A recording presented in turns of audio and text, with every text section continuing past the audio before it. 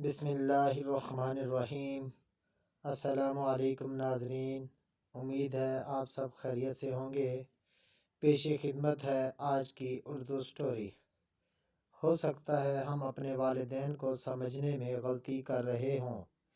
جب آپ کی والدہ آپ کے کمرے میں آئیں، آپ کے پاس بیٹھیں، تو اس کا مطلب یہ نہیں کہ وہ آپ کی پرسنل سپیس میں مخل ہو رہی ہیں، بلکہ ہو سکتا ہے وہ اپنی پریشان کن سوچوں سے فرار حاصل کرنے آپ کے پاس آئی ہوں۔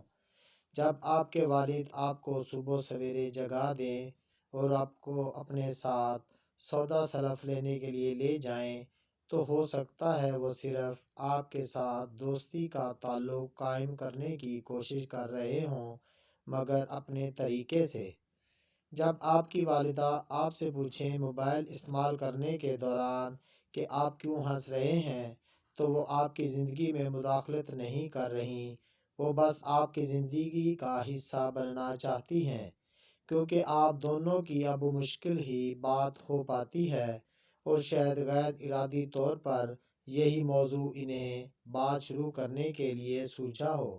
ہر بار جب آپ کے والد آپ سے پوچھیں آپ کہاں جا رہے ہیں، اور مجھے معلوم ہے یہ ان کا پوچھنا شک کے تحت پوچھ گچھ کرنے جیسا لگتا ہے، مگر سوچیں ہو سکتا ہے وہ صرف جاننا چاہتے ہوں، شک یا تحقیق نہ کر رہے ہوں، اور ہم اپنے دوستوں کے ساتھ اپنی لائیو لوکیشن شیئر کر سکتے ہیں، تو والدین کے ساتھ کیوں نہیں؟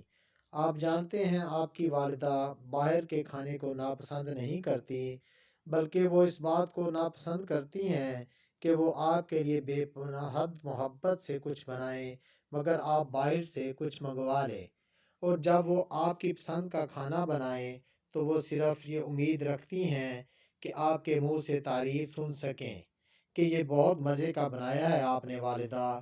آپ اپنی والدہ کو بس صرف چند تعریفی کلمات سے بے حد خوشی پہنچا سکتے ہیں، اور یہ کس قدر آسان ہے۔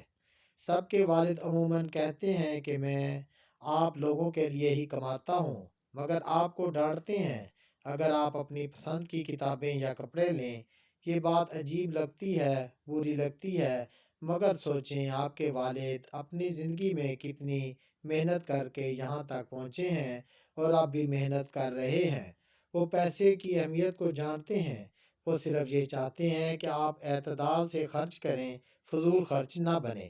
ہمارے والدین اور ہمارے درمیان جنریشن گیپ ہے، جس کی وجہ سے وہ ہمیں اور ہم انہی کے معاملات میں نہیں سمجھ سکتے، نہیں سمجھا سکتے، مگر ہمیں نہیں بھولنا چاہیے کہ ہمارے ساتھ ان کی بھی عمر بڑھ رہی ہے، وہ بھی ہماری طرح انسان ہیں، اور جس طرح ہم اکیلا پن و تنہائی محسوس کرتے ہیں وہ بھی کرتے ہوں گے۔ جیسے ہمیں لگتا ہے وہ ہمیں نہیں سمجھتے، ہو سکتا ہے وہ بھی ایسا ہی سوچتے ہوں اور دکھی ہوتے ہوں۔ ہم اور کچھ نہ سہی، مگر انہیں اپنا وقت دے سکتے ہیں، انہیں سن سکتے ہیں، اتنا تو ہم کر سکتے ہی ہیں نا۔ دوستو، آپ کو سٹوری اچھی لگی ہو تو لائک اور شیئر کر دیں۔ اللہ حافظ۔